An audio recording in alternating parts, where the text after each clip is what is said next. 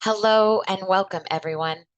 I'm Margarita Pinton Perez, the Community Partnership Leader with the Learning Network at the Center for Research and Education on Violence Against Women and Children. On behalf of the Learning Network, welcome to our special event, The Journey to Ottawa, Understanding and Transforming Publication Ban Law. To open, we would like to start with a land acknowledgement. We acknowledge that we are learning, speaking, and hosting this virtual event on the traditional lands of the Anishinaabe, Haudenosaunee, Lenampewak, and Chinangton nations. These lands are connected with the London Township and Sombra Treaties of 1796 and the Dish with One Spoon Covenant Wampum. Today, this land continues to be home to many Indigenous people from across Turtle Island. We give our deep respect to the first inhabitants of this land and recognize that an acknowledgement of Indigenous land and sovereignty comes with the responsibility to understand the history and ongoing impacts of settler colonialism. These impacts continue to be felt in disproportionate and everyday ways against Indigenous communities. We also reflect on those who came to this land involuntarily, particularly those brought to these lands because of the transatlantic slave trade and slavery. As the Learning Network is focused on mobilizing knowledge to end the spectrum of gender-based violence, we also recognize that today, these nations face disproportionate forms of gender-based violence and a crisis of missing and murdered Indigenous women and girls and 2S LGBTQIA+ peoples. We recognize the responsibility for our work to be informed of the colonial imprint and harms that shapes the experiences of GBV among Indigenous peoples. We commit to furthering our work in ways that best uphold solidarity with Indigenous survivors and those supporting them. I'd like to now warmly welcome our speakers. We are thrilled to be joined today by Morrell Andrews and Carrie Low from My Voice, My Choice. It's a real honor for the Learning Network to be able to connect with and share the work of these two outstanding advocates. They will introduce themselves, so I'm going to pass it over to them to do so and start the presentation. I will then rejoin Carrie and Morrell for the Q&A period after their presentation, where I will share the questions that you, the participants, shared in the Q&A box. So please join me in welcoming Morrell and Carrie. Hi, everyone. Good morning. Thank you so much for your welcome. My name is Morrell Andrews, and I'm joining today from the traditional, ancestral, and unceded land of the Musqueam, Squamish, and Tsleil-Waututh nations in what is known today as Vancouver. My day job sits within the federal public service, and I have a passion for policy and governance, which is in part what brought me to some of this work. I come to this conversation today as someone who has reported a historical abuse that was perpetrated by my driving school teacher in 2013 when I was 18 years old. I was living in Ontario at the time. The offense took place in 2013, but I didn't actually report until June 2020. After my driving school teacher pled guilty in April 2021, I found out that there had been a publication ban on my identity that had been placed since October 2020 when the accused first appeared in court. I was never asked if I wanted this form of protection. No Crown attorney ever gave me an opportunity to indicate that it wasn't something that I wanted. And I wasn't actually formally told that I had a restriction on my ability to publicly identify as someone who had gone through the court system and experienced abuse. Knowing immediately, though, when I had found out that there was a publication ban on my name, that I did not want to be anonymous, was the first step in my journey to Ottawa. I asked both the judge and the prosecutor in my case about how to remove the publication ban. And unfortunately, neither were able to help. The Crown attorney told me that she wasn't sure if the Crown would consent to the removal of my publication ban. And the judge indicated that she was no longer the judge that had jurisdiction over my publication ban in the case, and that she couldn't help me at all. I was confused and I felt extremely lost and had no idea where to turn for help. And after finding out that there were little resources, that there were no legal clinics that could help me, there was no information that existed online, and with a Crown that was too busy to help me, I became infuriated and also really upset. And so the only recourse I felt I had was to go to the Toronto Star and tell them about what happened to me. Once the Toronto Star published my story with me anonymous, the Crown attorneys finally got back in touch with me and agreed to put forward an application to remove my publication ban, which unfortunately the accused in my case contested. So we had to go to a hearing to sort it out.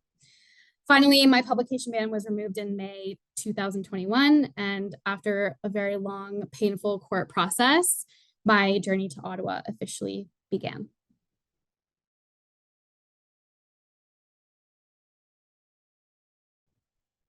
Hi, everyone. My name is Carrie Low, and I'm happy to be here today. And I want to thank the Learning Network for inviting us here to speak about our journey to Ottawa. And thank you, Morrell, for co-hosting this with me. I'm excited to be here. So I want to acknowledge that I'm coming from the traditional, unceded, and ancestral territory of Mi'kmaq people, known as Mi'kma'ki. May we recognize the deep trauma and ongoing impacts of colonization, including gender-based violence. And I also want to acknowledge the African Nova Scotia people who have faced systemic racism and gender-based violence for centuries. And may we all commit to listening, learning, and supporting efforts toward healing and justice for both communities. So usually when I introduce myself, I say that I'm a survivor of sexualized violence. I also still consider myself surviving the legal system. I'm heading into year 7 now, and my legal processes are still ongoing. I'm also the founder of Survivors for Change and Empowerment, which is a community-based program that offers legal advocacy to other victims and survivors who are facing challenges in the legal system. So a little bit about my publication ban story. It's always hard to sort of trim it up in 2.5 minutes, but I'm going to do my best. So on September 13th of 2019, I first went public with my story. I filed a judicial review after the Office of the Police Complaints Commissioner dismissed my police complaint due to the 6-month time limit here in Nova Scotia. I went public not because of what happened to me, but because of what happened after I reported to police. 16 months previous, on May 19th, 2018, I reported to the police in the emergency room of my local hospital after having just gone through a forensic exam. I reported that I had been drugged, kidnapped, and raped by multiple men. On May 5th, 2019, due to a faltered police investigation, I filed police complaints against the Halifax sexual assault investigative team who were responsible for investigating the crime I had reported.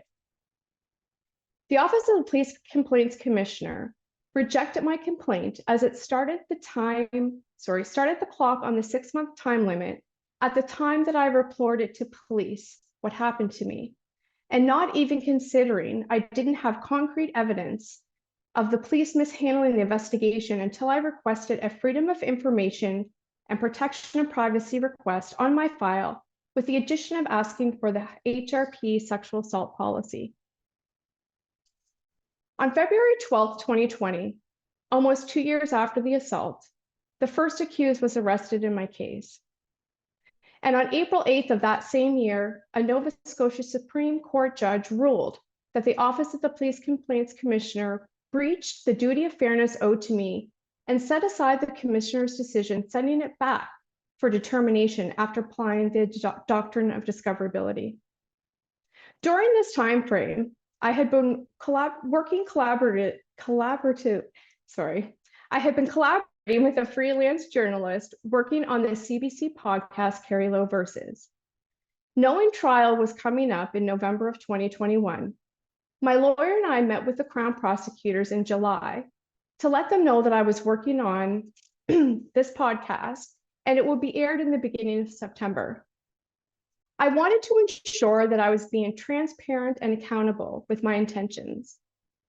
During this meeting, not once did either Crown advise me there was a publication ban on my name, nor that there would be one, as a matter of fact. Nothing about publication bans had ever been brought to my attention. Their only concern during that meeting was that if I talked about the events of that night, it could be used as another statement in court. I reassured them that the only thing that was discussed about that night was pre-recorded version from 2019 that was done before anyone had been arrested. On September 1st of 2021, I received a call from the reporter who was at the CBC station. They had just received an email and a letter from the Nova Scotia Public Prosecution Service advising them that they were aware of the podcast that they were working on with Carrie Low, and it was due to be aired, and to let them know that there was a publication ban on my name. Therefore, the podcast could not be broadcasted. I was devastated, and I was especially angry. I felt completely betrayed by the system that was there to protect me. It almost felt malicious and actually calculated. They didn't even contact me. I had to find out from the reporter. I immediately called the Crown and disclosed my anger and demanded it to be removed immediately. However, I was told that there was a process. I would have to hire my own lawyer, make an application, and have a judge decide whether the ban could be removed or not. And finally, after having done all of those steps, I finally had my publication ban removed in October of 2021. So what is a publication ban? A publication ban outlined in Section 484 of the Canadian Criminal Code is a court order that restricts the dissemination of information which could identify a victim complainant or a minor witness in sexual offense cases. Established by the Supreme Court of Canada in 1988, publication bans in sexual offense cases aim to shield complainants from widespread publicity, preventing further trauma or harm that might arise from public exposure. It prohibits publishing, broadcasting, and transmitting of such details. And its primary goal is to safeguard the privacy of the victim complainant. This again would encourage survivors to report sexual violence without fear of exposure. And this ban is not designed to shield the identity of the accused. Publication applies to all parties involved, including judges, lawyers, court personnel, witnesses, the public, including journalists. And contrary to common misconceptions, a publication ban doesn't render the case a secret. Court proceedings and records remain accessible, but individuals are restricted from revealing the information that could identify, again, the victim complainant or minor witness. While other publication bans are discretionary, these bans become mandatory for a judge to order upon request from the prosecutor, victim, or minor witness in sexual offense cases. Publication bans remain in effect indefinitely, regardless of the trial outcome, and until lifted by a judge. Failure to comply with a publication ban order constitutes a summary conviction, punishable by a fine of up to $5,000 and or imprisonment of up to 2 years less a day. Publication bans carry both positive and negative implications, reflecting the duality in their effects on sexual assault victims. Publication bans serve as a crucial purpose in protecting the privacy and dignity of victim complainants and minor witnesses. Again, they act as that shield for those individuals, safeguarding them from shame and negative consequences associated with public identification. And this protection is essential for preserving their privacy and dignity throughout the legal process. Publication bans aim to encourage reporting, reducing the fear of retaliation, They can create a safer environment for victims to come forward and report instances of sexual violence. And this increased sense of security encourages more victims to seek justice, potentially to higher rates of reporting and prosecution. Again, upon request, judges are mandated to impose these publication bans immediately. This ensures swift action to protect the anonymity of victims. These bans, again, like I said, they remain in place until it is lifted by a judge, providing continuous protection and beyond regardless of the trial outcome and even after death. Again, by shielding survivors from public exposure, they can create safer spaces for survivors to focus on their healing and recovery journey without the added stress or judgment from the public. And some victims feel safer providing testimony and cooperating with the legal system when their identity is protected. However, victim complainants are often unaware of publication bans, like Morrell and I both just spoke about. Prosecutors typically do not seek their consent or even inform them of the ban's existence. This lack of awareness limits victims' ability to make informed choices and consent to the restrictions placed on their own identity, and nor are they aware of the consequences for breaking the order. And publication bans may give the impression that accused individuals are protected, causing additional further harm and shame, and hindering the victim's ability to openly discuss their experiences and seek support. Strict enforcement of publication bans may lift transparency and accountability in the legal system, making it challenging to raise awareness and educate the public about sexual assault cases within our judicial system.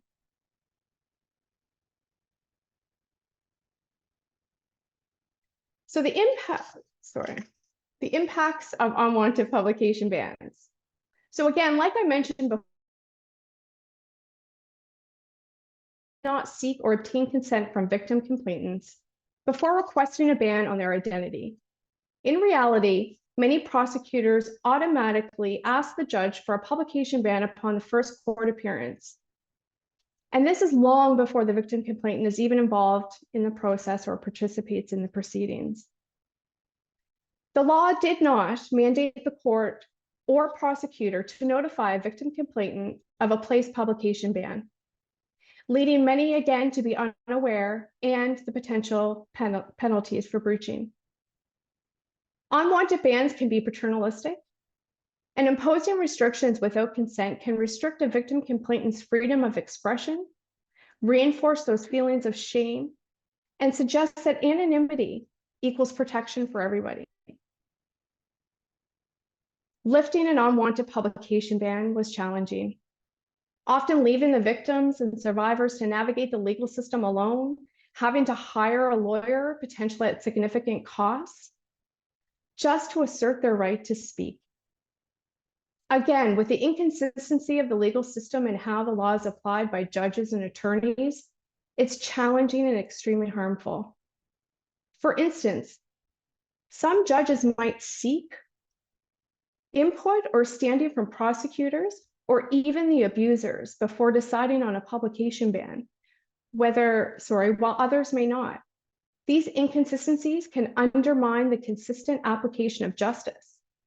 And knowing that an abuser has a say in whether a victim or survivor can speak about the trauma they experienced can be re-traumatizing, exacerbating the emotional and physical harm that they've already suffered.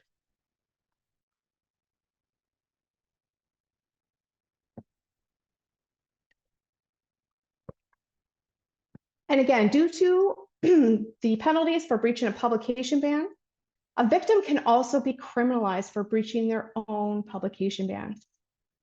And in March of 2021, a Kitchener-Waterloo sex assault victim was fined for breaching her own publication ban. The victim pled guilty, breaking the publication ban order, and was fined $2,000 in order to pay a $600 victim fine surcharge. She was not in court when the Crown asked for a publication ban at the start of the assault case, and the ban was not discussed with her. Therefore, she could not and did not consent to it. She had sent a transcript of the judge's reasons for finding her ex-husband guilty of sexually assaulting her to friends and family, as they obviously already knew their identities. Someone, not the victim, sent it to a female friend of the man. The man contacted police, and she was charged with breaking a publication ban protecting her own identity. There were numerous steps in the process where the legal system failed her. The police chose to lay a charge, the Crown chose to prosecute, and her defense attorney maybe recommended pleading guilty. At that time, this case could prove to be a catalyst for change. And I do believe she was right. Eh, Morrell? Absolutely. So I think this story of the women in Kitchener-Waterloo is such an important one, and it's really what galvanized and started the work for me personally. But I know many of us who are involved in this advocacy. So in the spring of 2021, when I read about what happened to the woman in Kitchener-Waterloo, I was absolutely scared because I didn't want the same thing to happen to me. But learning about her case also reaffirmed what I had experienced in court, that the law as written was not well understood, that there were no supports for victims and complainants to navigate publication bans, and that many people were also likely being harmed by this antiquated law. So on May 14th, 2021, when my publication ban was removed in court, and for almost an entire year after, I began sketching out the path for legislative change. And we've distilled it into 5 steps, the path to change, and how we actually went about legislative reform. But before anyone could get to step 1, we had to go through an internal process. And I'll speak for myself here in that, you know, what was really significant was the internal battle that I had to go through that made me feel overwhelmed and fearful and insecure, and also unsure about what right I had, as someone who had gone through the court system and been harmed by it, to then come out the other end and say, you know what, this was a terrible experience and this doesn't feel right. Something needs to change. I often wondered if what I was doing was the right thing to do in setting out to change the law, and knowing how many cases are deemed unfounded and how terrible it is to go through the inhumane court process, and just like how marginalized communities have so much less access to accountability and justice through the legal system. I had to wonder, like, is this what we should be focusing on? Publication bans have hurt me and, you know, at least one other person in Kitchener-Waterloo, but is this the issue to focus on when there are so many things that are part of the legal system that are not fair and are unjust and actually harm people? You know, it was difficult also to contemplate the grueling path that we would face in legislative change when many of us had just come out of court processes and were burnt out and hurting. And, you know, I felt like a shell of myself. It was very difficult to sit down and actually commit to it. But what's really important, and I think is a cornerstone of the work that we did, was that, you know, everything we did was in pursuit of something better, but it didn't have to be perfect. We would strive to be perfect as much as possible, but ultimately the pursuit of perfection is futile. If we had sat down and contemplated what people would say if we didn't get it 100% right, exactly perfect, especially because many people involved don't have a legal education, you know, that would have stopped us doing this work. But perfection isn't real, and this journey was not perfect. And I think it's important to preface this presentation by saying that there was no perfect time to start. The law, as amended today, is not perfect, and that nobody who was involved in the work claims perfection. Perfect, of course, is a very noble goal, but at the end of the day, through this path to change, things actually, I think, improved. And that was done in the context of a very complex system. Parliamentarians and their staffers listened to us and many other people involved in this advocacy. The Minister of Justice and his department wrote a bill that was amended by the Senate and then the House of Commons, and progress is often imperfect. But having started with that caveat, we can start at step one, which is find your people. So when this all began, we had no coalition, no group of advocates built to actually undertake this advocacy and figure out what exactly we wanted to see changed. So I personally, in October 2021, started to send some emails to parliamentarians, and I had actually found out that at the same time, many other people were also doing the same, but we just hadn't come together yet. So before anything could start, we had to build a team that had a like-minded goal.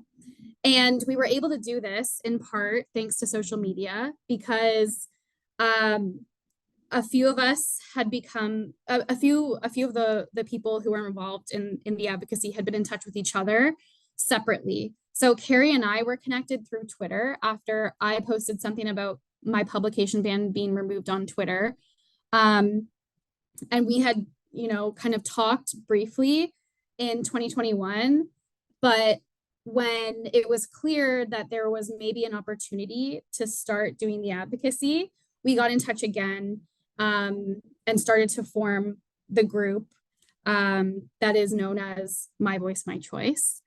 Same thing with other victims who were involved.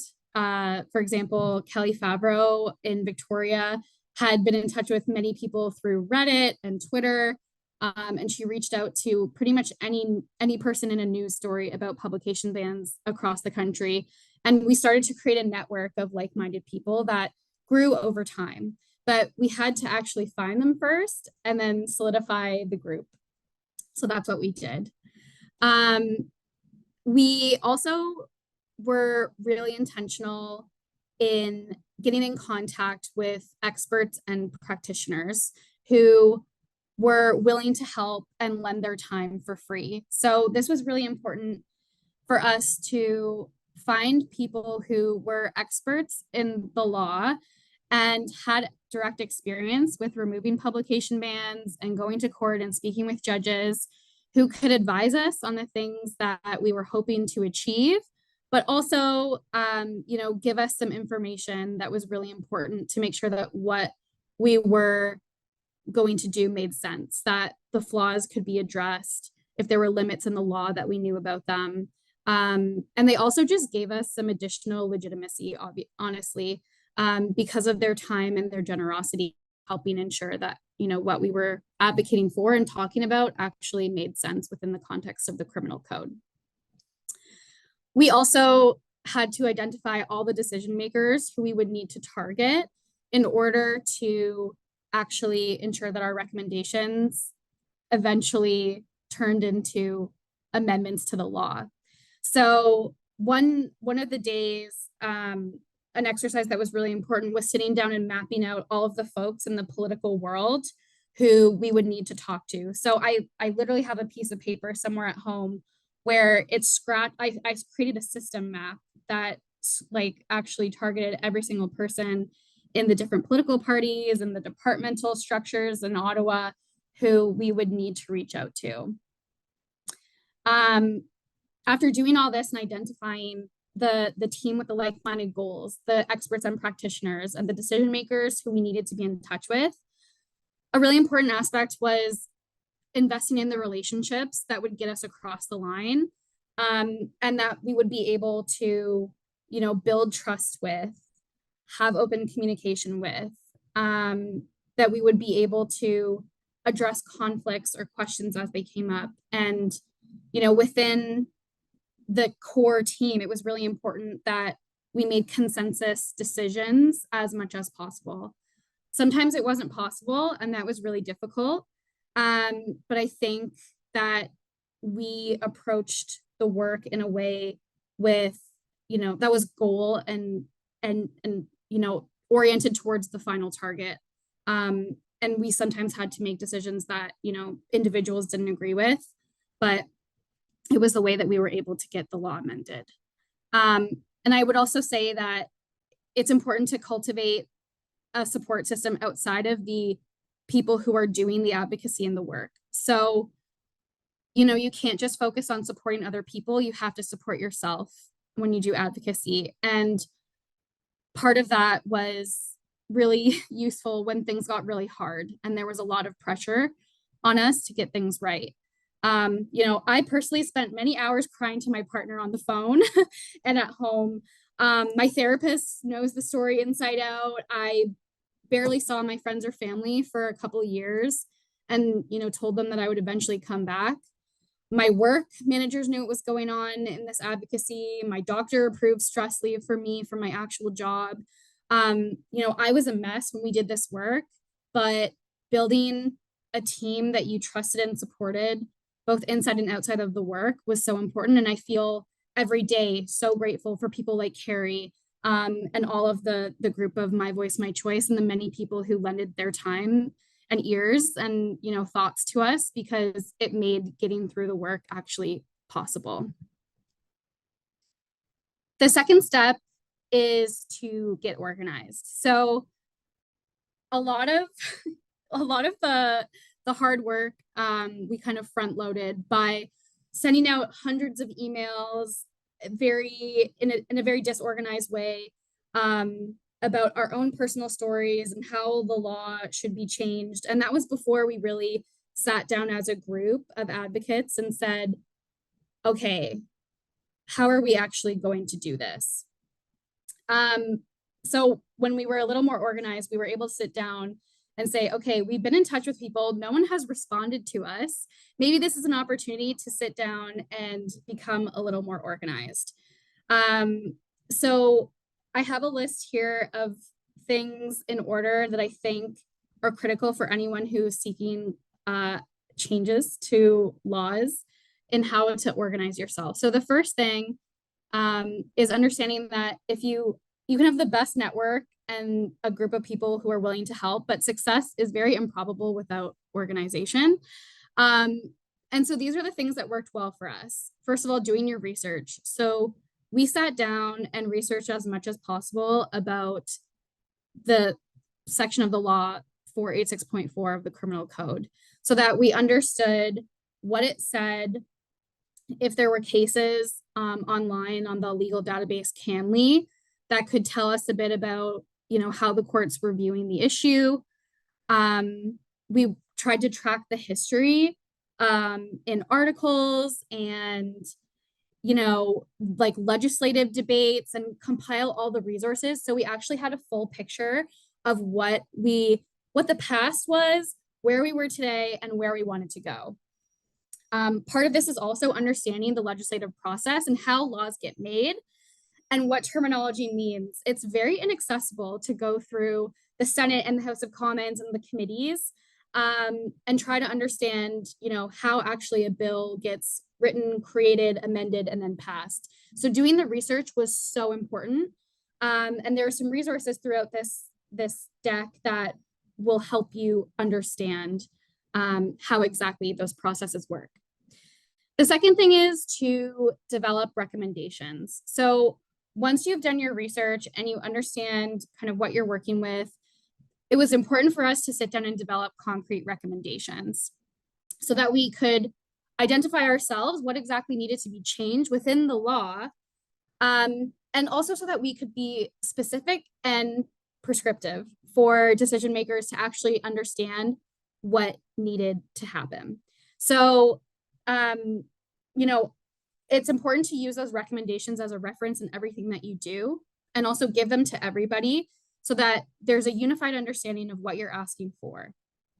It's important to write these recommendations in a way that is concise, that's clear, and also fairly brief, because parliamentarians, as we learned in the process, have very limited time and they want to know exactly what you are asking of them.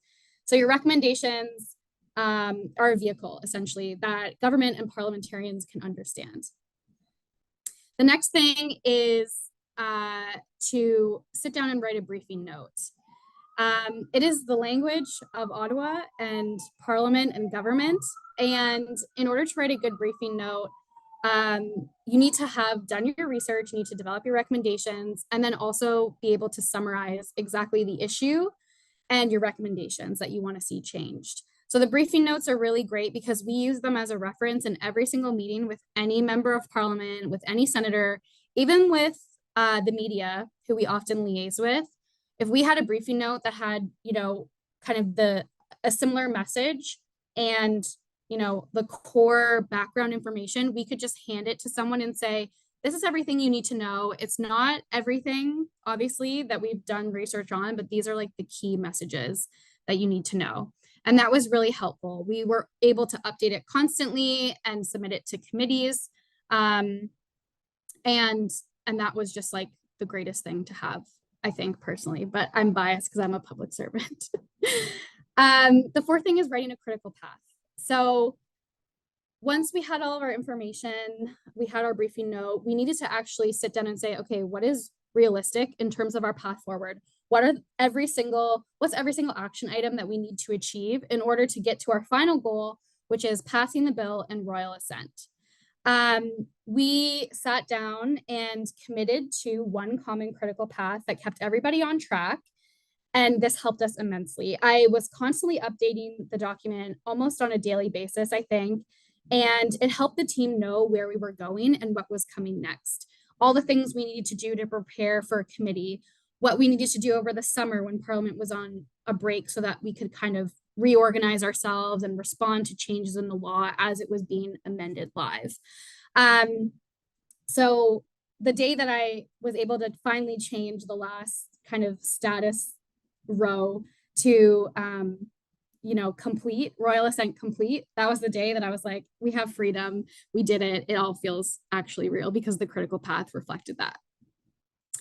Next is to track everything. We accounted for every single email, every single phone call, every single message that was left on an answering machine of an MP's office in Ottawa, because it allowed us to actually, keep stock of who we had contacted.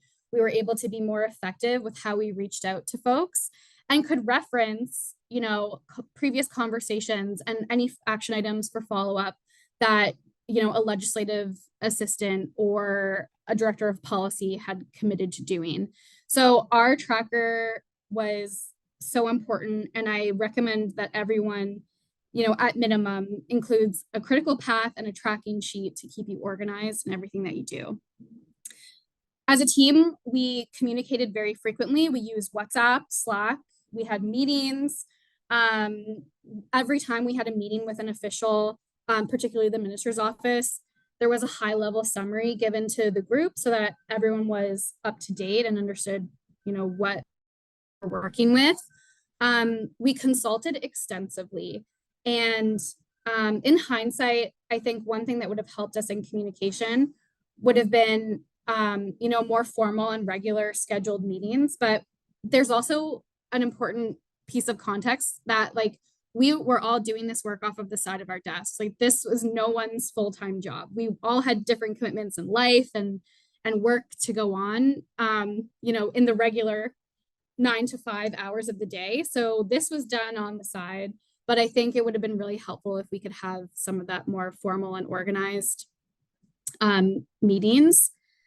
And finally, number 7, remember the goal. So when you're tired, when you're stressed, when you're busy and things feel like, they're really hard, having the goal and remembering the goal kept everyone on the same page and organized. I think it drove our work forward and ensured that we were accurate and detail oriented and continued to push forward to the amendments that we wanted to see.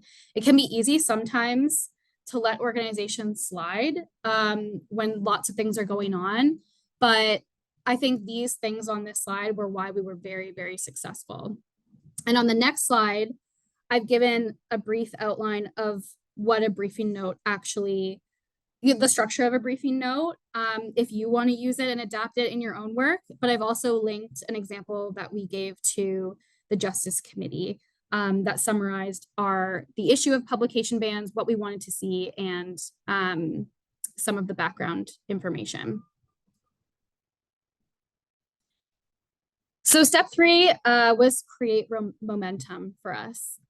I talked a little bit earlier about how important it was in refining our message, having key points to register and then repeating those things over and over again to parliamentarians. And I really, I can't stress enough that it's so important to have a standard message, because if you have a standard message, everyone understands, okay, Carrie and Morrell are in the room. We know what they're going to say.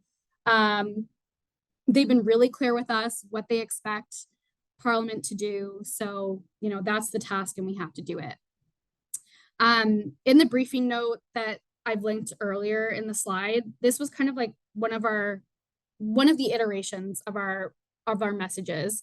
But it's important to note that as we went through the process, those key messages had to be amended based off of what members of Parliament were saying publicly, or what news articles came out, or when the bill was being changed in the Senate and in the committees and then in the House of Commons. So your message should be obviously ever evolving, but it's important to formalize the message, stick with it as much as possible, because parliamentarians are busy people. They have multiple competing priorities.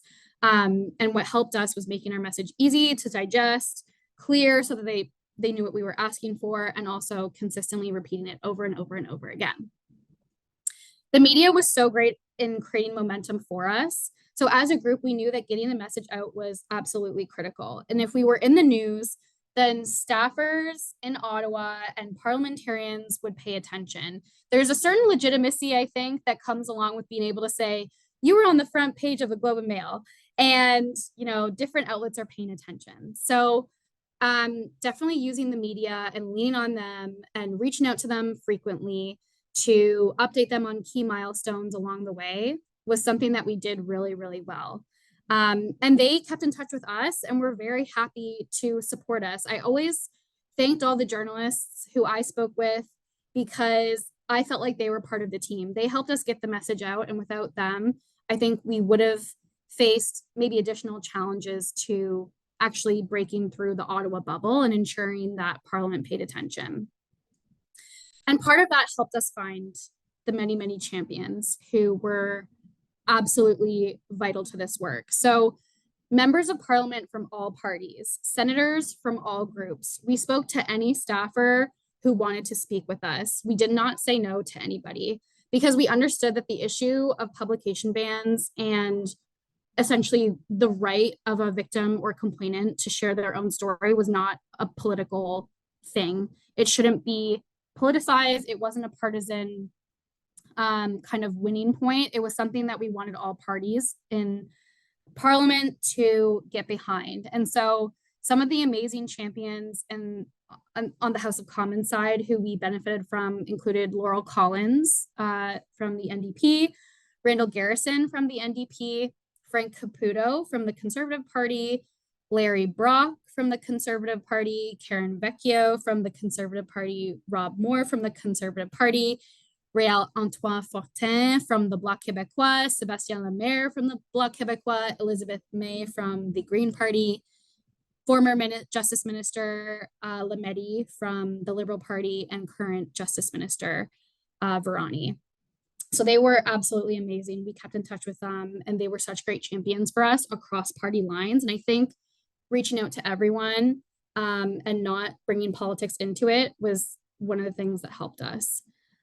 In addition to those types of champions who were political, we leaned on, women's organizations, civil society, people like the Women's Legal Education and Action Fund, which is also known as LEAF, the National Association of Women and the Law, Elizabeth Fry Society, Ending Violence Association of Canada, and others were really important interlocutors for us to have, because they were large organizations that, again, could affirm and legitimize some of the things that we were saying. And they were also able to participate in the legislative process and amplify some of our points and bring their own expertise and their own networks and the respect that parliamentarians have for them into the process. So they were just like the most amazing folks, and there are more groups than this, but those are some of the ones that really stick out. And I think it's also important to capture the fact that there were many, many victims who were involved in this work, those who were part of My Voice, My Choice, but also those who had different levels of bandwidth and capacity to lend themselves to the work. So many people reached out to us on social media and said, I have a similar story, and, I don't know anything about the law or legislative change, but I want to, help in ways that I can. And so keeping in touch with those people were also, I think, so important. We kept them consulted on everything. And, they gave such incredible insights and were able to broaden the scope and how we viewed the issue, because every single person's experience across Canada was vastly different. We knew that we couldn't speak for everybody, but we wanted to be very intentional and worked really hard to, reach out and hear from people. And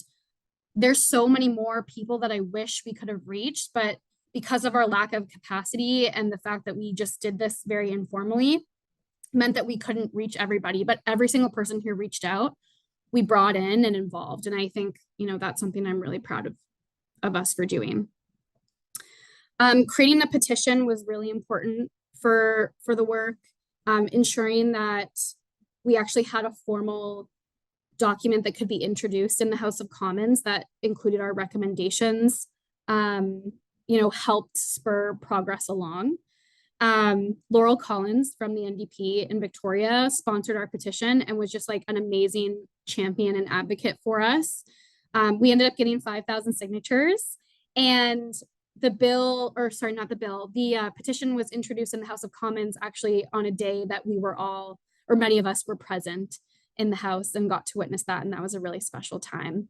So I think like when you're talking about creating momentum, finding champions, leave no stone unturned. Look everywhere for information and ways to reach out to people and amplify your voice, and say yes to everything, because we did. And it was very tiring and exhausting, but super, super important for us. And I think, I would do no justice when we talk about all of this work, and, creating the networks and creating momentum and the message without mentioning My Voice, My Choice. And so you'll see on this slide, there's 5 of us in this picture. It's not everybody in the group, but this is from a Globe and Mail article that was published, which was very cool. It was on the front page of the Globe and Mail. And My Voice, My Choice was an initiative created by victim complainants for victim complainants to demand amendments to how publication bans were used. And I've just included here some of our 5 key messages that we used from the beginning to the end that had to slightly be amended and evolved as we went through, but those were our key messages and key asks of Parliament. Finally, we went through the legislative process. We had a petition, we reached out to parliamentarians, we were organized, we were talking to the media. And then finally, we got to a point where the government said, yes, we're going to move on this issue, and you're going to have the issue of publication bans included in Bill S12. So this is a quick snapshot of what the legislative process actually looks like in case you're not familiar. So first reading happened for us and our bill in April 2022. No, is that right? 2023. No, it was very fast. April 2023, our bill was introduced in the Senate. So basically that just meant that the government tabled the bill. Parliament had noticed that this new bill was coming down from the government. It was read in the Senate, where it was just like a quick high-level debate with a few senators, and then it was sent to committee for study. So we were able to appeal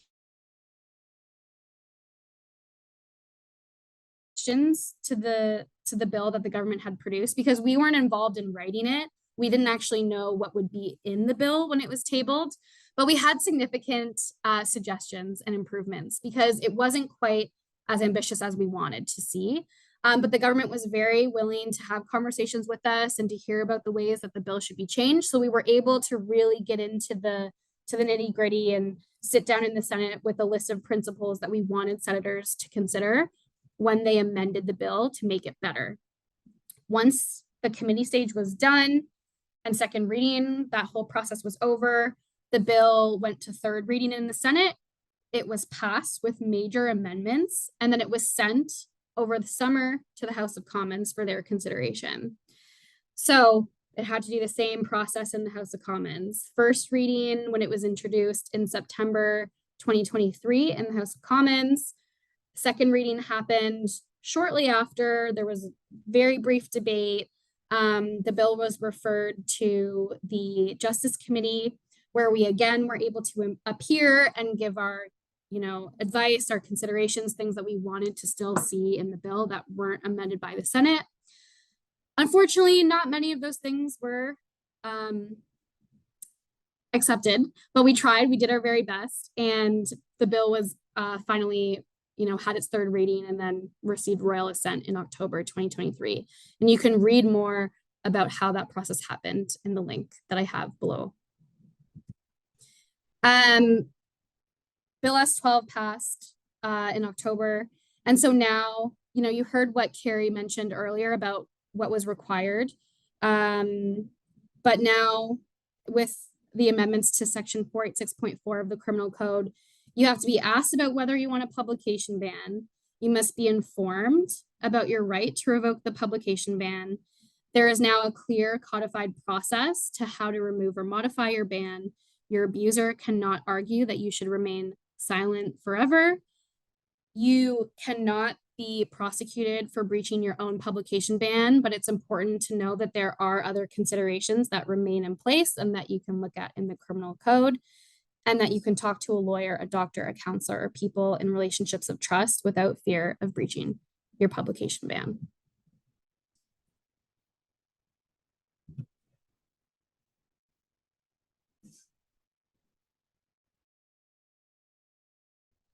Thanks, Morrell. I just want to add a couple tidbits of advice when you are heading to Ottawa. Definitely wear sneakers and pack Band-Aids. We were running from meetings to meetings, offices to offices, buildings to buildings, sometimes without even time in between. And it rained the whole week the first time we were there in May last year. So sneakers, Band-Aids, really important. So what happens next? So just recently, updates needed to be made to the Department of Justice website. They did so May 15th of this year. While they have made the improvements, there's still room for enhancement, particularly in the wording of the resources. And it's crucial that we have access to clear and understandable information about our rights and our laws that govern us. And we will continue to be in touch with the Department of Justice for advocating for clearer language and more accessible content. And sharing detailed information about legal changes is essential for fostering transparency and accountability within our legal system. Again, too often, legal reforms are implemented without adequate public awareness or understanding. As advocates for justice, it's incumbent upon us to bridge the gap by disseminating information about legislative changes in a clear and accessible manner. Whether through community workshops, educational seminars, or online resources, we must ensure that everyone has the opportunity to stay informed and engaged in the legal reform process. And awareness about how to promote legislative reform from the outside. Many people do feel powerless. I know I did in the beginning, in the face of complex legal structures. But there are tangible steps that we can take to advocate for reform. We just heard from Morrell with a step-by-step process, which I do believe she needs to copyright. And by mobilizing grassroots movements, connecting elected representatives, and participating in public consultations, we can amplify our voices and push for the changes that we want to see. I'll note here, there is a link to the National Association of Women in the Law, and they created an open access course called Feminist Law Reform 101. And this is for individuals and organizations in feminist law reform and promoting equality rights. And it's a valuable resource that taps into the expertise of feminist lawyers and others involved in federal law reform to offer a toolkit for advancing this kind of vital, important work. And again, while we've made significant progress in amending publication ban laws in sexual offense cases, there are definitely still challenges to overcome in addressing sexual violence cases effectively. Continued collaboration and advocacy and commitment are essential to creating a more equitable and supportive environment for addressing these issues. And moving forward, sorry, my past. So again, moving forward, addressing provincial issues. So let's look at the path moving forward in our ongoing efforts to support victims and survivors of sexual offenses in the context of publication ban laws. Again, like I mentioned, there are still several challenges that remain. And one of the primary challenges we face is the variation how publication ban laws are applied across different provinces.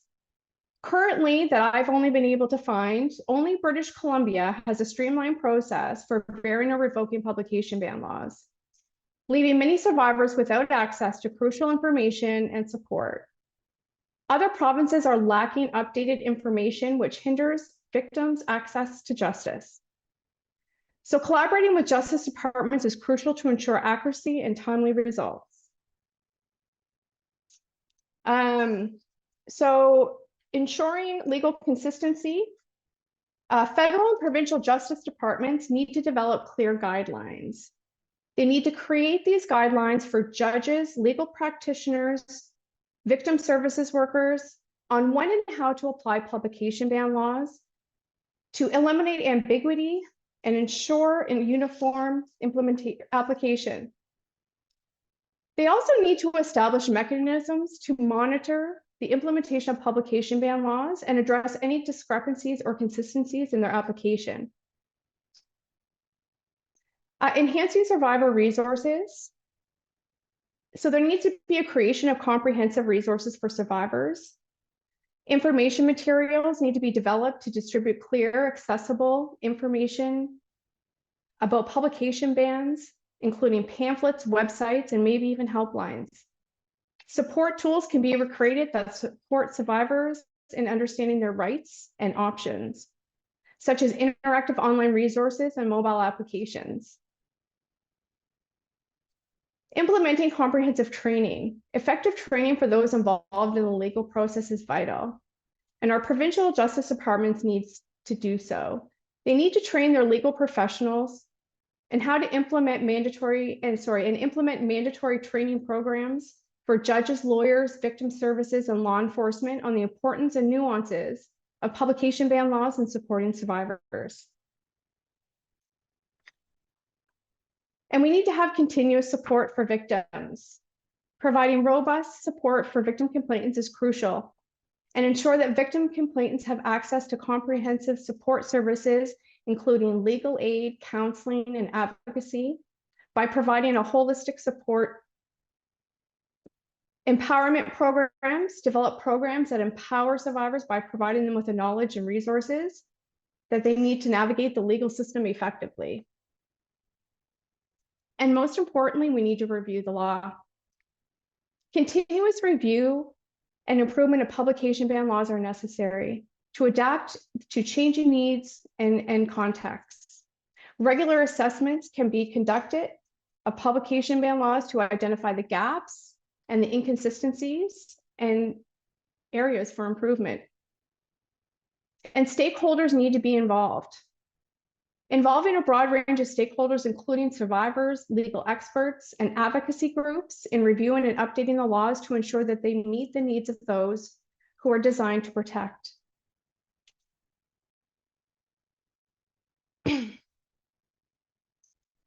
Supporting victims and survivors. So now the crucial ways that we can support victims and survivors of sexual offenses as they navigate the complexities of publication ban laws. This support involves prioritizing the survivor's agency. First and foremost, we must prioritize the agency of survivors in deciding whether to vary or revoke a publication by respecting and supporting the survivor's decision regarding this ban. They should always feel in control and never pressured to take any particular action. We need to offer them clear options. Clearly present all available options and the potential consequences, allowing the survivor to make fully informed decisions. Empowering survivors with the right information is essential. By explaining the laws, simplifies the complexities of the publication ban, explaining their purpose, the application, and the circumstances under which they can be varied or revoked. We need to detail the process and clearly outline those steps and ensure survivors understand their rights and protections under the law, as well as the risk of lifting a ban. We also need to offer emotional support and validation. Supporting the emotional well-being of a survivor is critical, and you can do this by listening actively, providing a non-judgmental space where they can express their feelings and their concerns. Active listening shows empathy and validation, acknowledging their strength and their resilience, and affirm the courage it takes for survivors to seek information and make decisions about their own cases. Connecting victim complainants with legal resources and support organizations is essential. Guide survivors to legal professionals specializing in publication ban laws and sexual assault cases. There are legal aid services with independent legal advice programs in certain provinces. Pro bono organizations can also be invaluable. Additionally, connect survivors with organizations in your area offering counseling, advocacy, and peer support. These organizations provide additional emotional and practical support. And so importantly is to discuss safety planning. So when working with a survivor lifting a publication ban law, ensuring the safety is paramount. Identifying the risks of lifting a publication ban. Collaborate with the survivor to pinpoint potential risks associated with the disclosure of their identity and develop strategies and a plan to mitigate these risks. Address the dangers of social media, emphasizing that offensive or inappropriate comments might be posted about them online, which could result in re-traumatization and potentially lead to cyberbullying.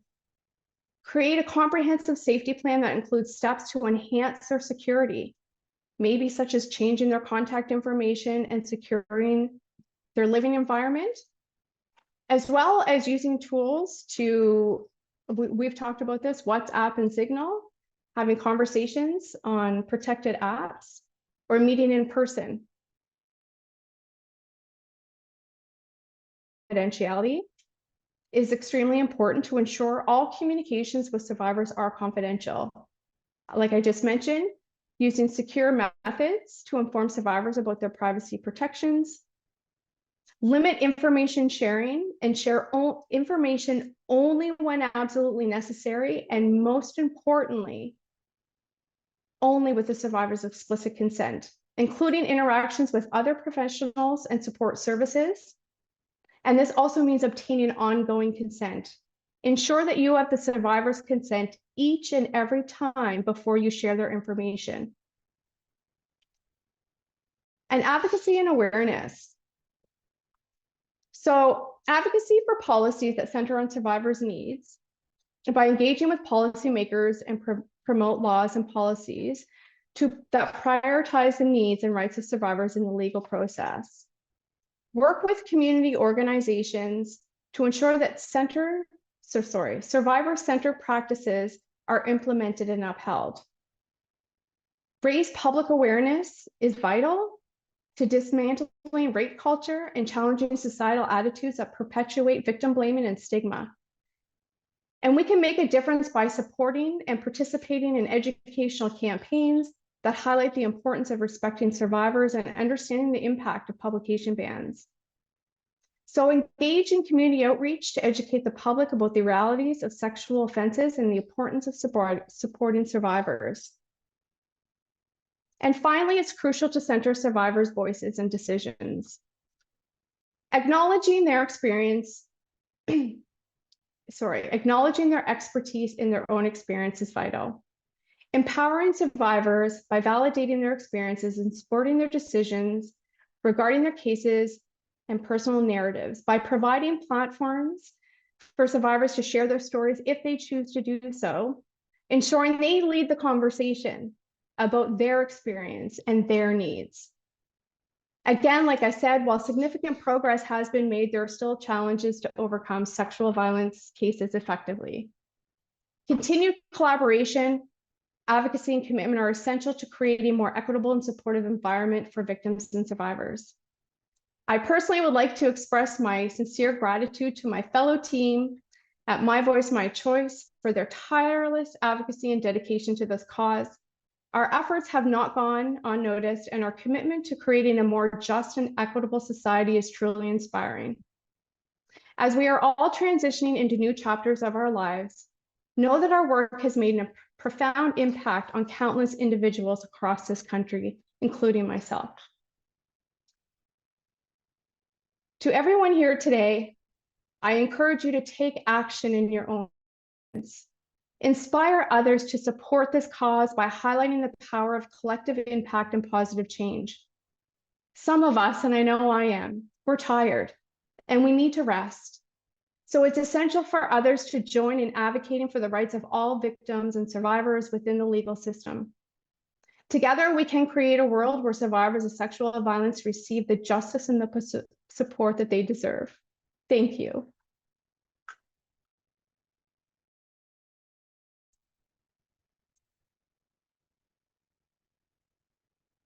Thank you so much for sharing your journey with us, Carrie and Morrell. And I echo the comments in the chat. Thank you for your work with My Voice, My Choice. It's really so inspiring to see what's possible, and it really speaks to the dedication, the discipline, like the collective and consistent advocacy efforts that you talked about, and it makes us hopeful in terms of the continuing work. Now, I want to go to the many questions that were posed by participants. And just a reminder that we continue to welcome participants to share their questions in the Zoom Q&A box, and we will ask as many as we can with the remaining time. So I want to start with the first question that was posed in the chat or in the Q&A box. It says, now that the legislation has changed, can you speak to its implementation?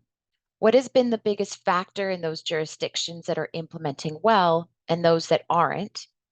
Any advice for those working in public service to help ensure success in our jurisdictions?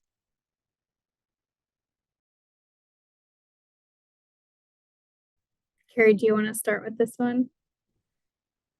Well, I can only talk about what's happening in my province. I do know that, like I said, British Columbia does have a streamlined process. They actually have a form you can fill out. They have pamphlets, information that you can find online.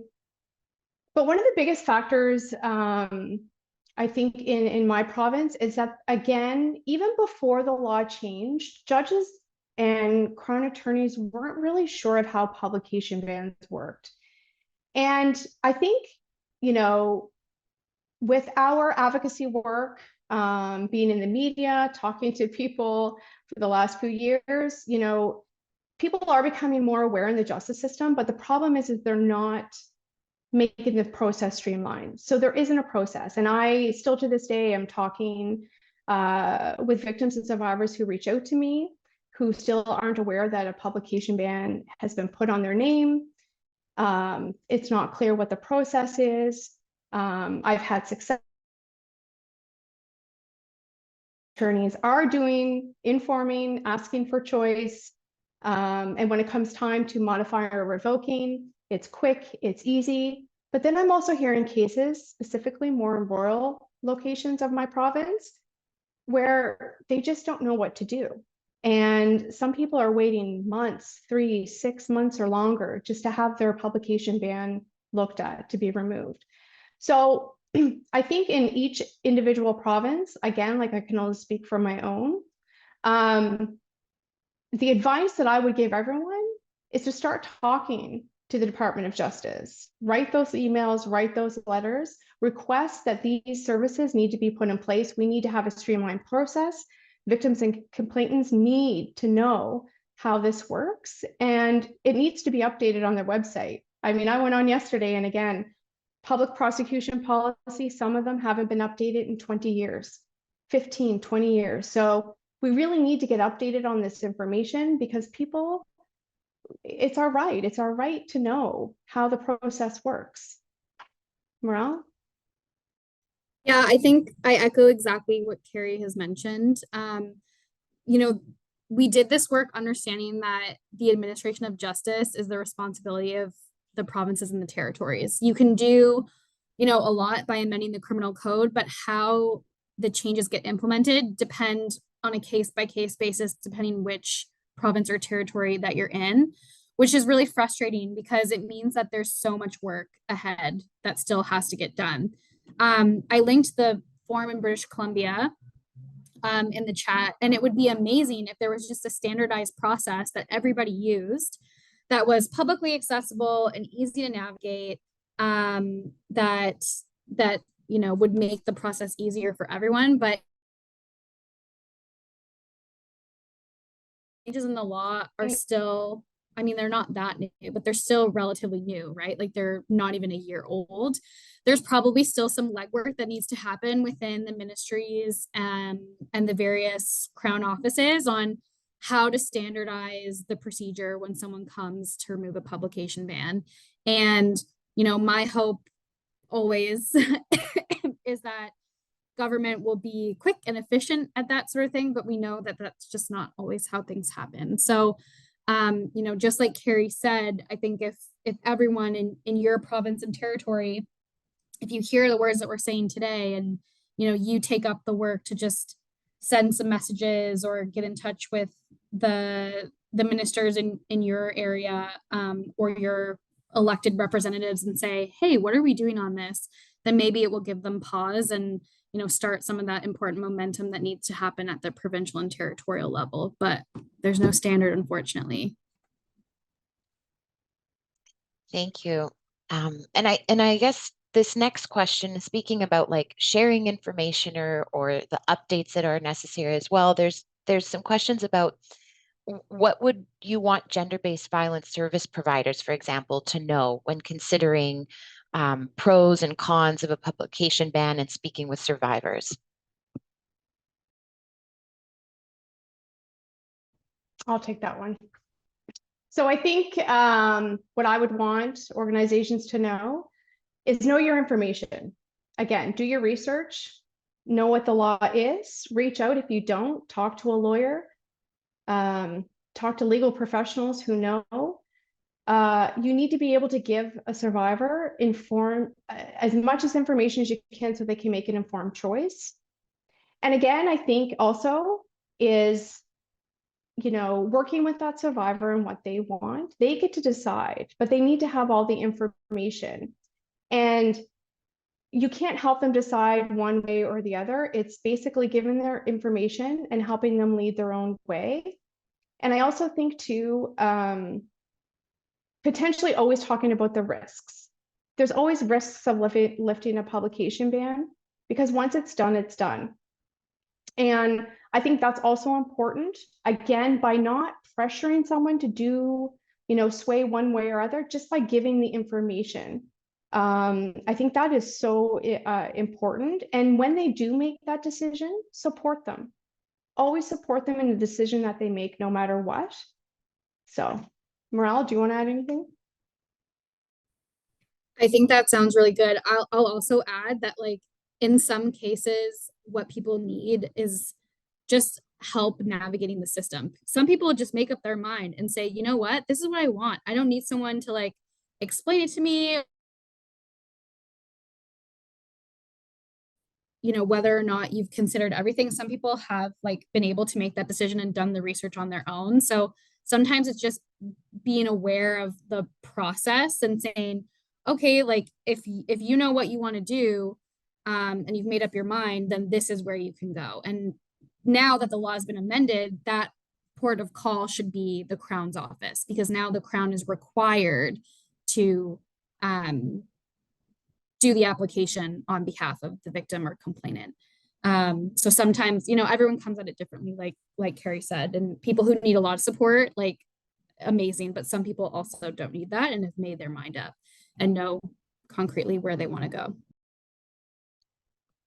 Thank you. That's really helpful, Carrie and Morrell. We also had a question related to if the law changed for complainants under the age of 18. So the law applies to victims of sexual offenses. So there's a list of them, and also witnesses under the age of 18. And any other publication ban that might exist in the criminal code, it depends on the case. It's important to understand that on a case-by-case basis, what publication bans might be, in play. But I think, that's a question for like what the Crown's office has done and, the court record. It's hard for us to say if there's other publication bans, but right now it's anyone who is a victim of a sexual offense who is entitled to Section 486.4 publication ban. Thank you, Morrell. There's a question that came in that's asking, is there some legitimate recognition that publication bans protect the integrity of open case files?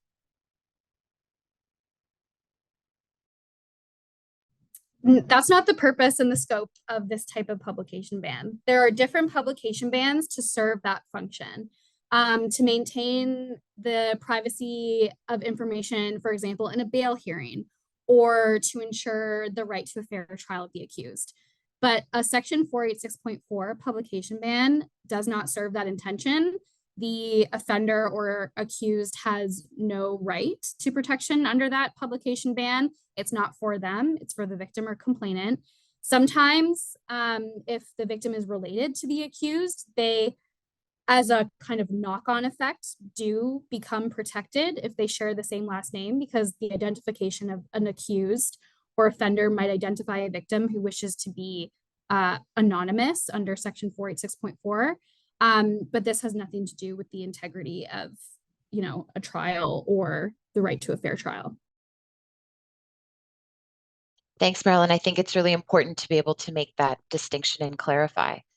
I think people really appreciated the way that you were able to kind of walk us through the different steps. And actually, one of the questions that came in is, can you help guide us, like as a worker assisting victims, in how to lift a publication a ban, where, and I know you're sharing also to be informed and find other information, but this specific question is coming from someone based in Ontario.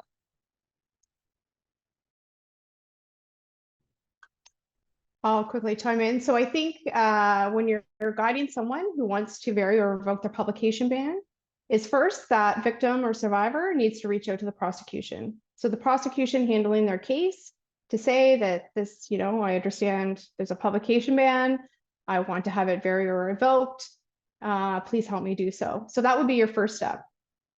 And then again, like I said, because not every province is running the same streamlined process, again, it's up to that province and how they're doing things. But again, like the amendments say, that a prosecutor needs to assist a victim complainant in varying or revoking their ban.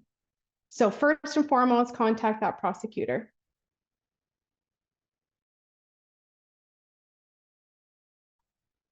Thank you, Carrie. So I, really appreciate, when you were going through the different steps and kind of the efforts of finding your people in the community. It seems like a lot of this advocacy was online, like connecting through X that you mentioned, and it's really nice to learn of how that community formed. There's a question, did you face any harassment or any pushback in terms of organizing online? And if so, how did you navigate some of that? Honestly, it was kind of very smooth, I would say, in terms of like people's reception to the work that we were doing and the recommendations that we were putting forward. So I personally have not experienced any harassment or intimidation. I think like it's important to acknowledge as well that the folks who made up My Voice, My Choice were overwhelmingly white, cis, heterosexual women who have the privileges associated with those types of identities. So we were always welcomed in spaces and I think taken seriously. And so we really benefited from that. Carrie, I don't know if you want to add anything else or your personal experience. Yeah, no, I think I could echo what Morrell's saying. I didn't experience anything online about that. I think as well, I should be knocking on wood somewhere. I've been very public for the last 6 years about any backlash from social media, from the public. I've been very lucky, I think. And also too, I just wanted to add something in previously that I forgot to mention too, when supporting someone who wants to lift, is maybe connect them with someone who already has. So if you know somebody who has already had a publication ban lift, or maybe someone who has already been public, try to connect them with that person. I think that was important for me when I was making the decision to move forward, is talking to someone else who had that experience. So I just wanted to add that tidbit in there. Thanks. Yeah, thank you. And I'm glad to hear that it was a different type of experience, a positive experience with the organizing that was taking place online. And I think this goes back to the way that people were really like appreciating the kind of detail that you were giving in terms of the behind the scenes, right, of organizing. There's a question if you can share some of those templates that you use to get organized, and maybe some of the ones that were related to some of the research that you did. Yeah, if anyone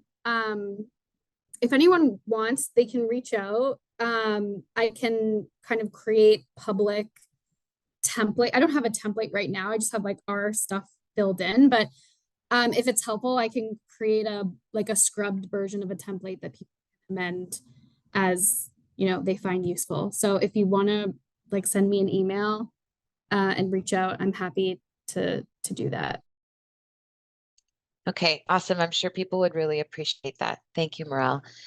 And next, I have another question here that is related to, it speaks to some of the experiences that you've been speaking to, and what would be some tips that you might have for survivors that are working with news media and how to approach that?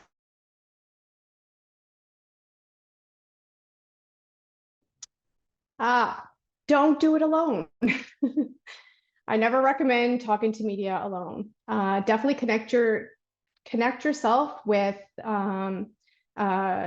organization, a sexual assault center, a legal advocate, someone who's already been public.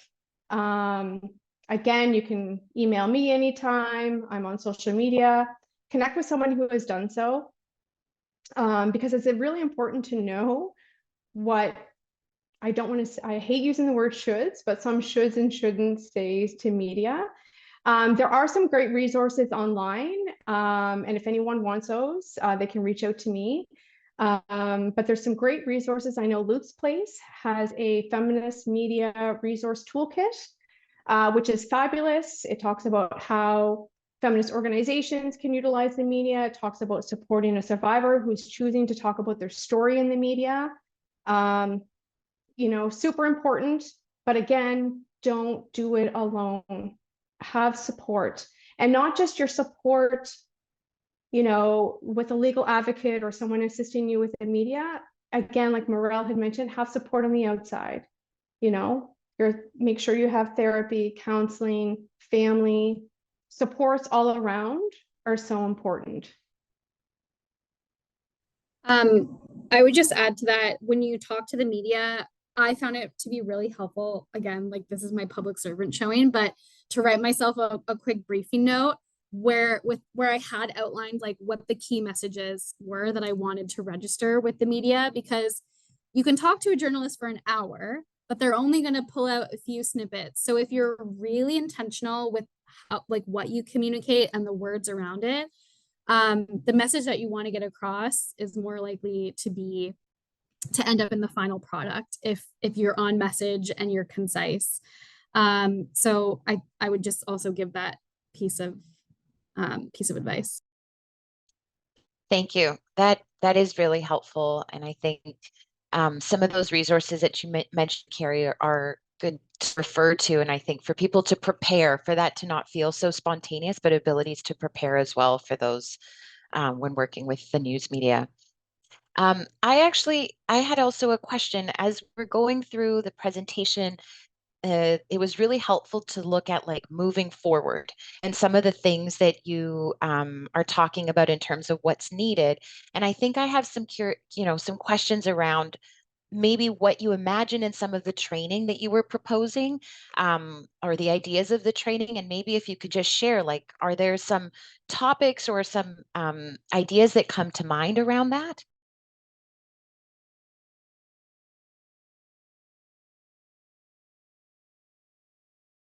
On the wording?